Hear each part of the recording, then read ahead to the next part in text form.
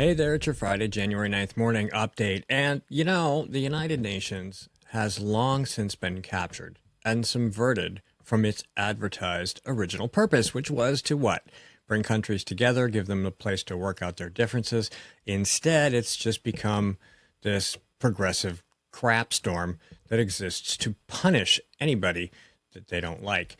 And so President Trump and the MAGA movement have long said, you know what, we got to get out of here. The UN is useless to us. So one of the first things he did when he became the president again was to leave the UN Human Rights Council because it was filled with human rights violators, a joke that had been going on for decades as the UN said, well, hey, let's invite these people who treat everybody really badly and say that they're pro-human rights. Well, he's done it again. The U.S. Department of State, at the direction of President Donald Trump, has just disassociated the United States with 66 international organizations. 31 of them are in the UN. No, no, no. No! No, no, no, no, no, no, no, no, no! No! What? No. No! No. No, no. No, no, no, no.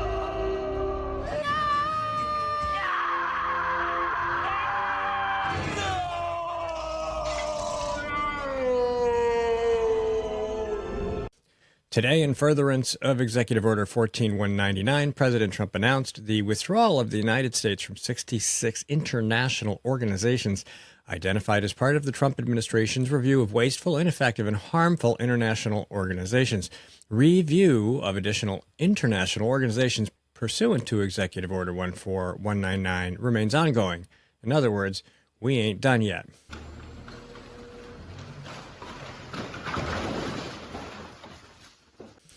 The Trump administration has found these institutions to be redundant in their scope, mismanaged, unnecessary, wasteful, poorly run, captured by the interests of actors advancing their own agenda, contrary to our own, or a threat to our nation's sovereignty, freedoms, and general prosperity.